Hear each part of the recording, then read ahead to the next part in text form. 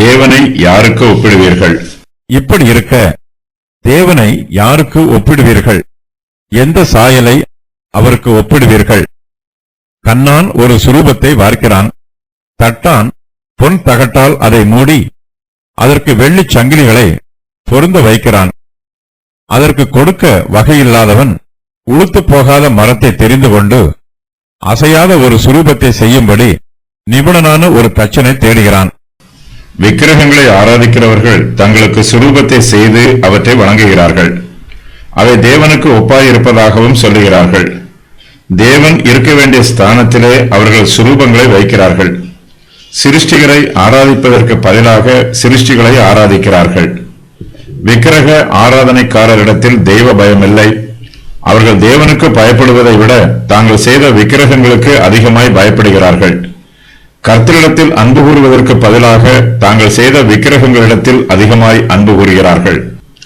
கர்த்தர் விக்கிரக ஆராதனைக்காரரிடத்தில் தேவனை யாருக்கு ஒப்பிடுவீர்கள் என்று கேட்கிறார். என்னை யாருக்கு ஒப்பிடுவீர்கள் என்று இதே கேள்வியை மறுபடியுமாய் கேட்கிறார். விக்கிரக ஆராதனைக்காரர்கள் மதியீனமாய் இருக்கிறார்கள். தேவன் அதரிசனமானவர். நம்முடைய கண்களால் அவரை காண முடியாது. விக்கிரக ஆராதனைக்காரரோ தாங்கள் காணும் வண்ணமாக ஒரு சுரூபத்தை செய்கிறார்கள். தங்களுடைய தெய்வத்திற்கு உருவம் இருக்க வேண்டும் என்று விரும்பி தாங்கள் விரும்பிய பிரகாரம் ஒரு சுரூபத்தை செய்கிறார்கள்.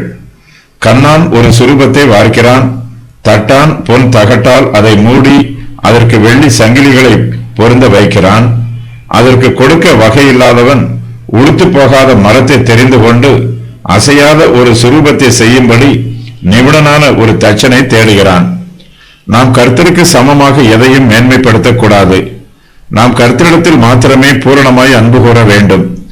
நமக்கு பிடித்தமான பொருட்களையோ அல்லது ஆட்களையோ கர்த்தருக்கு சமமாக உயர்த்தி அவற்றின் மீது அதிகமாய் அன்பு கூறக்கூடாது. இதுவும் ஒரு வகையான விக்கிரக ஆராதனை. ஒரு சிலர் பணத்தாசை உள்ளவர்களாக இருப்பார்கள். தேவனுக்கு கொடுக்க வேண்டிய முக்கியத்துவத்தை பணத்திற்கு கொடுப்பார்கள். தேவனை நம்புவதற்கு பதிலாக பணத்தை நம்புவார்கள்.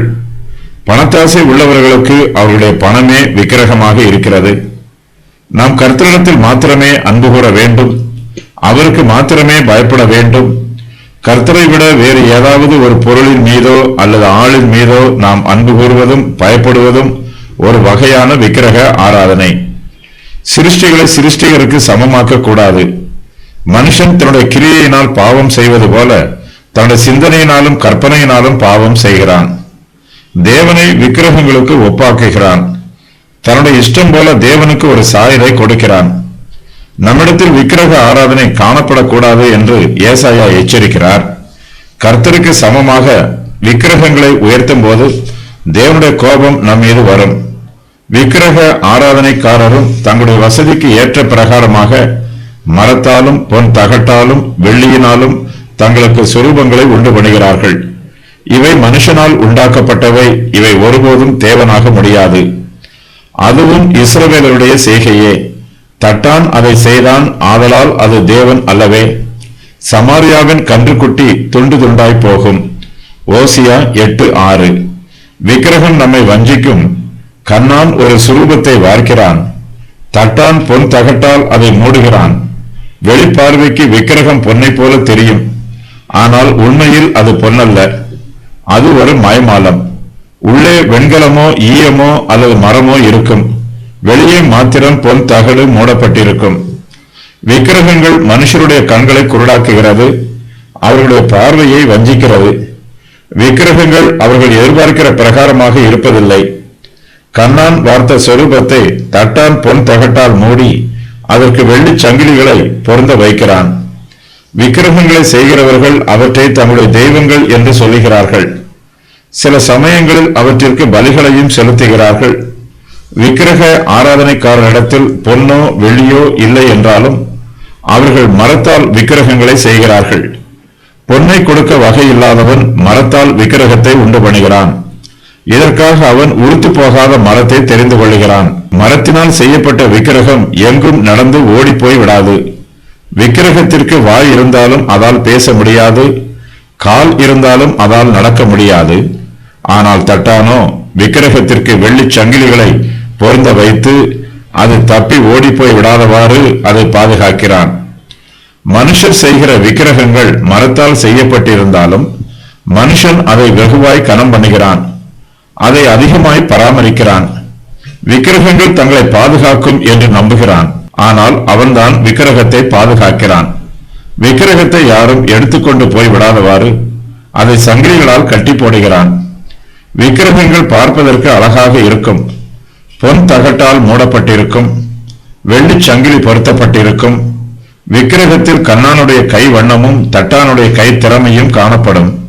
இவை எல்லாம் இருந்தாலும் விக்கிரகத்திற்கு ஜீவன் இல்லை, விக்கிரகங்களுக்கு அன்பு இல்லை.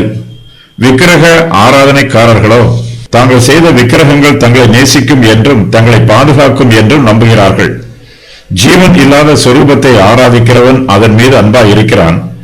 ஜீவனுள்ள தேவனை ஆராதிக்கிற நாமோ விக்கிரக ஆராதனைக்காரரை விட தேவனிடத்தில் அதிகமாய் அன்பு கூற வேண்டும். கர்த்தரிடத்தில் நம்முடைய ஜீவனையே ஜீவ பலியாக ஒப்புக் கொடுக்க வேண்டும். கர்த்தருக்காக கொடுப்பதையும் கர்த்தருடைய ஊழியத்திற்காக கொடுப்பதையும் விசுவாசிகளில் சிலர் அசட்டை பண்ணுகிறார்கள். ஒரு சில விசுவாசிகள் காணிக்கை கொடுப்பதே இல்லை. விக்கிரக ஆராதனைக்காரரோ தங்களுடைய விக்கிரகங்களுக்கு பொன்னையும் வெள்ளியையும் தாராளமாய் கொடுக்கிறார்கள். கண்ணானும் தட்டானும் கடினமாய் உழைத்து தாங்கள் விரும்புகிற சொரூபத்தை செய்கிறார்கள். விக்கிரக ஆராதனைக்காரர் தங்களுடைய சொரூபங்களுக்கு உதாரத்துவமாய் கொடுக்கும் போது ஜீவனுள்ள தேவனை ஆராதிக்கிற நாம் தேவனுடைய ஊழியத்திற்கு அவர்களை விட அதிகமாய் கொடுக்க வேண்டும். உதாரத்துவமாயும் தாராளமாயும் சந்தோஷமாயும் கொடுக்க வேண்டும். கர்த்தருக்கு நம்மையே ஒப்புக் கொடுக்க வேண்டும். மனுஷனால் செய்யப்படும் ஜீவன் இல்லாத விக்கிரகத்தோடு கர்த்தரை ஒப்பிட முடியாது. கர்த்தரின் மகத்துவத்தை பற்றி ஏசாயா 40:12 முதல் 17 வரை உள்ள வசனங்களில் விரிவாக கூறப்பட்டிருக்கிறது. மனுஷனால் செய்யப்படும் விக்கிரகங்களிடம் கர்த்தருடைய சுபாவங்களில் ஒன்றும் இராது. சுரூபங்கள், வார்க்கப்பட்ட சுரூபம், தச்சனால் செய்யப்படும் மரத்தினால் ஆன சுரூபம்.